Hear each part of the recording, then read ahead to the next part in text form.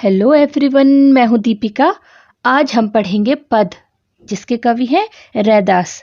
बच्चों, इस चैप्टर में रैदास के 2 पद लिए गए हैं। ठीक है। पहला पद है प्रभु जी तुम चंदन हम पानी।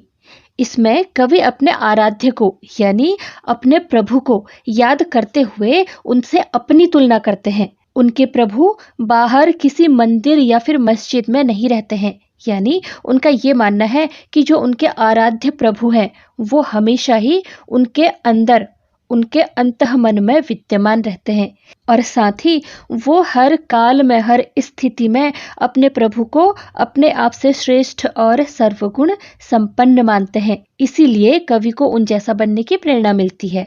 ठीक है, तो आइए फिर शुरू करते हैं। अब कैसे छूटे राम नाम रट लागी, प्रभु जी तुम चंदन हम पानी, जाकी अंग अंग बास समानी। अब कैसे छूटे राम नाम रट लागी।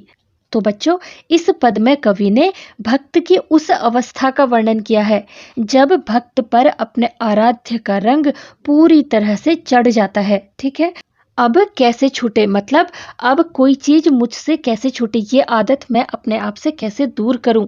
उन्हें क्या आदत लग गई है? राम नाम रट लागी। राम नाम मतलब प्रभु का नाम, ईश्वर का नाम लेने की उनको रट लग गई है। रट लगना का मतलब होता है जबान पर चढ़ना, जब कोई चीज़ आपकी आदत में शुमार हो जाती है। ठीक है, कोई चीज़ की आपको बहुत ज़्यादा आदत लग जाती है। और यहाँ पर उन्हें क्या आदत लगी है? प्रभु के नाम को रटने की, उनका बार बार उनका नाम लेने की जो आदत पड़ गई है। वो कह रहे हैं कि हे प्रभु, मेरे मन में जो आपके नाम की रट लग गई है वह कैसे छूट सकती है। प्रभु जी मतलब हे प्रभु तुम चंदन हम पानी।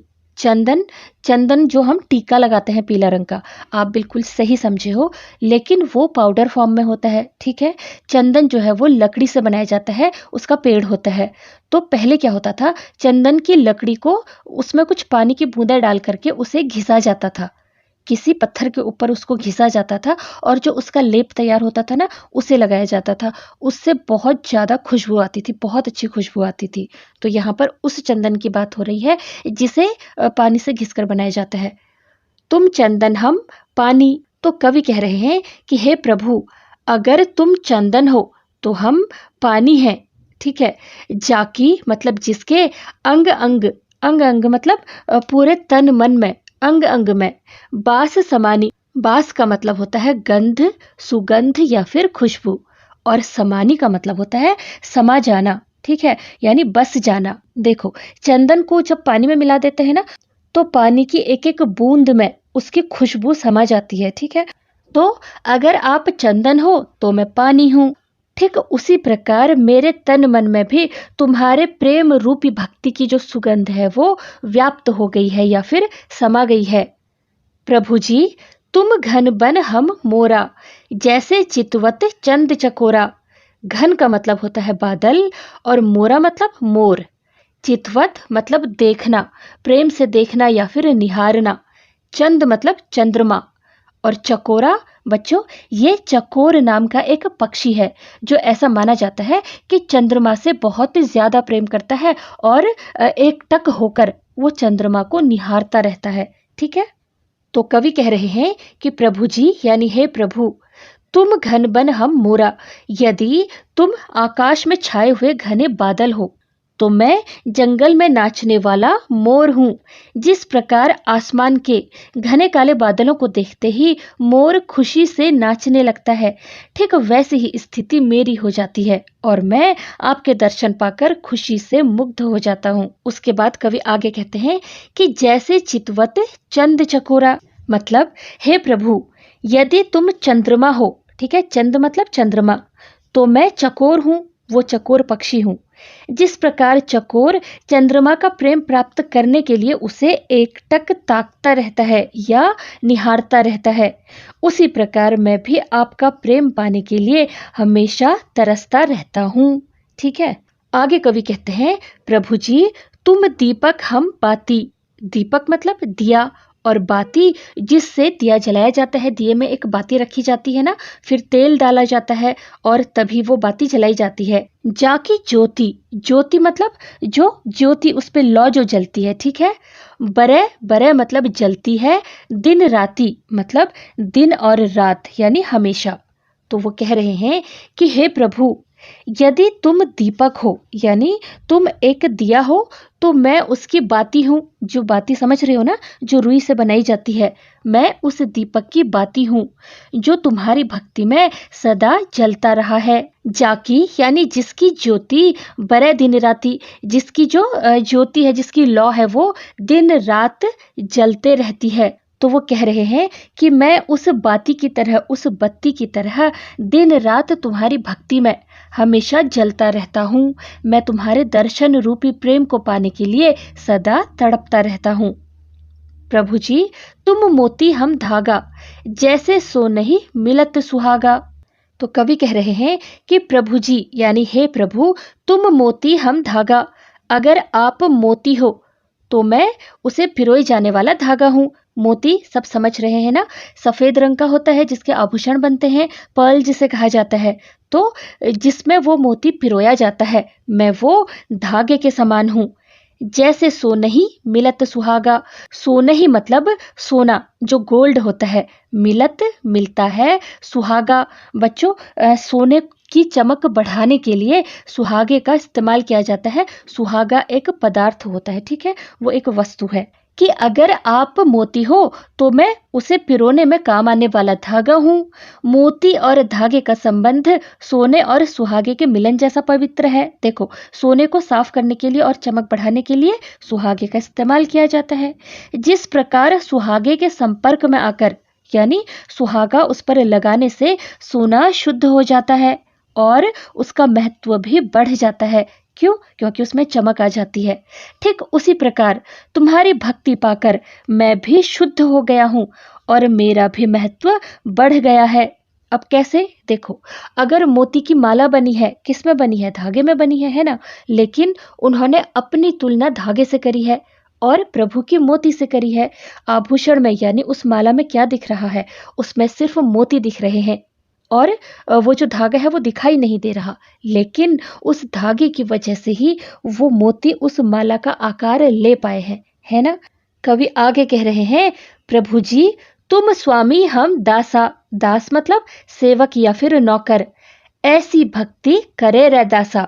तो कवि रैदास जी अपने आराध्य, अपने प्रभु के प्रति अपनी भक्ति को दर्शाते हुए कहते हैं कि हे प्रभु, आप मेरे स्वामी हैं यानी आप मेरे मालिक हो और मैं आपका परम भक्त, मैं आपका दास हूँ, आपका सेवक हूँ। ऐसी भक्ति करे रैदासा मतलब तुम्हारी प्रत्येक आज्ञा का पालन करना मैं अपना धर्म मानता हूँ और ऐसी भक्ति मैं आपकी करता हूँ और हमेशा करना चाहता हूँ। आप सदा मेरे मालिक रहें और हमेशा मैं आपका दास रहूं, आपका परम भक्त रहूं। दूसरे पद में कवि ने अपने प्रभु की यानी अपने आराध्य की उदारता, कृपा और उनके समदर्शी स्वभाव का वर्णन किया है। उनका कहना है कि भगवान ने कभी किसी के साथ कोई भेदभाव नहीं किया है। उन्होंने भगवान को गरीबों और दीन दुखियों पर दया करने वाला कहा है। साथ ही गुस्सैया और गरीब निवाजू यानी गरीबों का उद्धार करने वाला कहकर पुकारा है। ठीक है, उन्होंने बताया है कि कैसे भगवान ने जो निम्न कुल के जो उनके भक्त हैं उनको सहज भाव से अपनाया है और इस जगत में उन सभी को सम्मानीय स्थान भी दिया है। तो चलो फिर पढ़ते हैं। ऐसी लाल तुझ बिनु कौन करे, गरीब निवाजू गुसैया मेरा माथे छत्रु धरे। ऐसी लाल, लाल मतलब होता है स्वामी या फिर प्रभु। तो वो अपने आराध्य से कह रहे हैं कि हे प्रभु, तुझ बिन मतलब तुम्हारे बिना कौन करे, कौन मतलब कौन, करे मतलब करे। तो वो कह रहे हैं कि हे प्रभु, मेरे ऊपर इतनी कृपा तुम्हारे अलावा और कौन कर सकता है? कोई नहीं। तो कवि कहते हैं कि हे मेरे स्वामी, तुझ बिन मेरा कौन है, अर्थात कवि अपने आराध्य को ही अपना सब कुछ मानते हैं। ठीक है। गरीब निवाजू मतलब जो गरीबों पर दया करने वाला होता है। गुसैया मतलब स्वामी या रखवाला। मेरा, गरीब निवाजो कुसैया मेरा। तो आप जो मेरे आराध्य हैं, जो मेरे भगवान हैं, वो गरीबों की, दीन दुखियों की रक्षा करने वाले और उन पर दया करने वाले हैं। माथे यानी मस्तक पर या फिर माथे पर छत्रु, छत्रु का मतलब होता है मुकुट, जो सिर पर पहना जाता है ना, जो राजा लोग या फिर भगवान लोग जो पहनते हैं। धरे मतलब कि धारण करते हैं या पहनते हैं। वो कह रहे हैं कि आप दीन दुखियों पर दया करते हैं और आपके माथे पर यानी भगवान के माथे पर सजा हुआ जो मुकुट है वो उनकी शोभा को बढ़ा रहा है। जाकी छोटी जगत कऊ लागे, तापर तुही ढरे। जाकी छोटी, छोटी का मतलब होता है छुआछूत। देखो बच्चों, ऐसा माना जाता था कि जो ऊंची जाति के लोग हैं, अगर वो नीची जाति के व्यक्तियों को छुएंगे तो वो अपवित्र या अशुद्ध हो जाएंगे।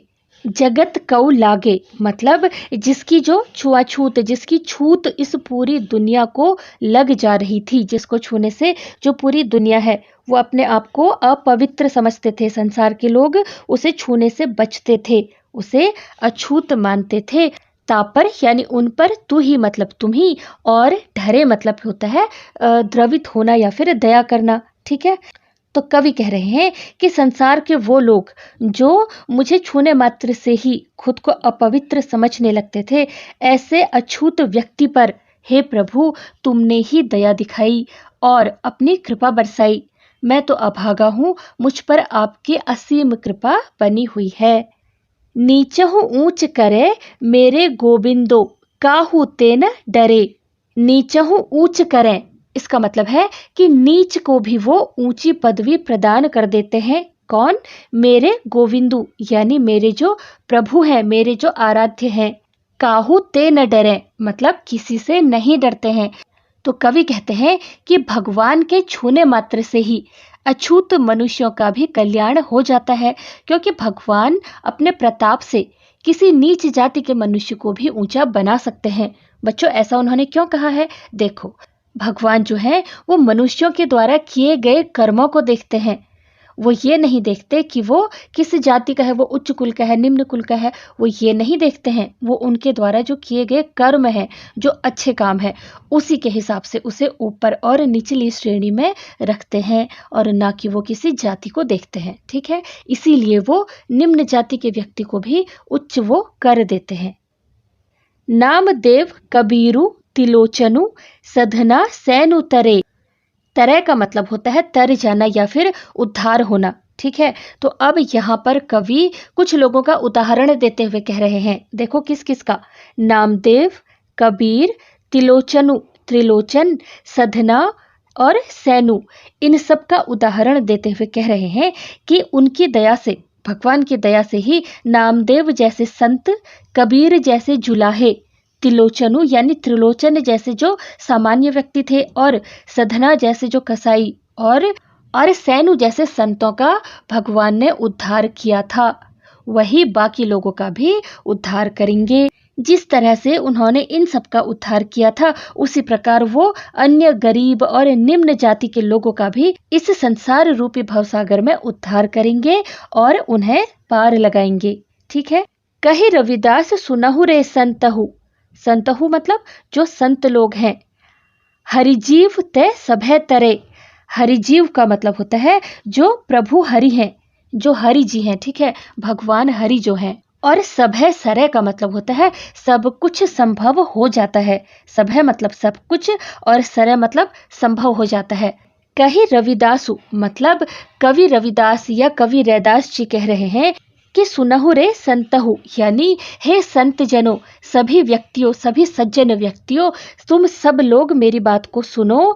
हरिजीव ते सभे सरे यानी अगर आप सब उस हरि के द्वार पर खड़े होंगे, ठीक है, अगर आप सब उस हरि के, उस प्रभु की शरण में चले जाओगे तो आप सभी का उद्धार होगा। इस संसार में आप सभी को मुक्ति मिलेगी।